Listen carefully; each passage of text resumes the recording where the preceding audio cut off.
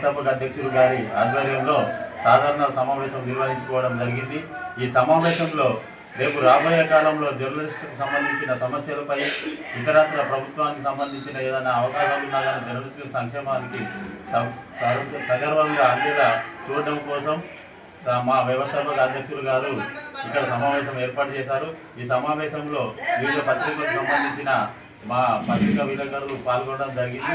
ముఖ్యంగా ఈ జర్నలిస్ట్ సంక్షేమ సంఘం యొక్క విధి విధానాలు ఏంటంటే ఏదైనా జర్నలిజానికి సంబంధించిన ఆపదలు ఉన్నప్పుడు ఏదైనా రాష్ట్రం చేయడానికి పోయినప్పుడు ఏదైనా ప్రమాదం జరిగి ఆ వ్యక్తికి ఏదైనా ఎక్సిడెంట్ జరిగినట్టయితే ఆదుకోవడానికి ఒక ఉద్దేశంతో ఈ జర్నలిస్ట్ సంక్షేమ సంఘం ఏర్పాటు చేయడం జరిగింది। ఏ జర్నలిజంలో పనిచేసినా ఏ పత్రికలో పనిచేసిన వ్యక్తి కానీ ఎలాంటి ఇబ్బందికరమైన ఆర్థికపరమైన ఇబ్బందులు కలిగి ఎలాంటి ఇబ్బందులు జరిగినప్పుడు వారికి ఎలాంటి ప్రోత్సాహం అందకపోతే ఈ జర్నలిస్ట్ సంక్షేమ సంఘం ముందుండి వారికి తగిన సహాయ సహకారం అందించడానికి ముందుకొస్తుంది। జాతీయ స్థాయిలో ఏర్పాటు చేయబడి ఈ జర్నలిస్ట్ సంక్షేమ సంఘానికి అందరూ ఆహ్వానితులే।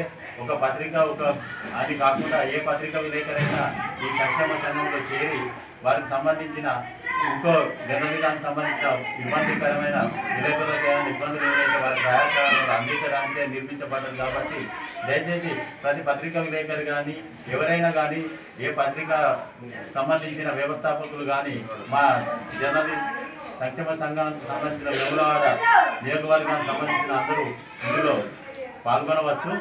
సంక్షేమ సంఘానికి సంబంధించి జర్నలిస్టులు ఇబ్బందులు కలిగినప్పుడు సహాయకాలను అందించవలసిందిగా మా వ్యవస్థాపక అధ్యక్షుడు శ్రీనివాస్ గారు మమ్మల్ని కోరడం జరిగింది।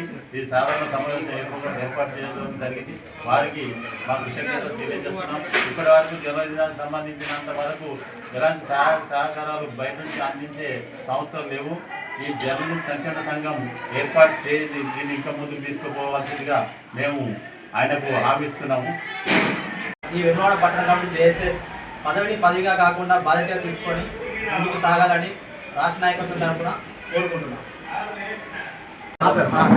గణేష్ సంక్షేమ సంఘం వేములవాడ సాధారణ సభ్యత కమిటీ ఇక్కడ నిర్ణయించడం జరిగింది కావున అధ్యక్షులు కార్యదర్శులను నియమించడం జరుగుతుంది।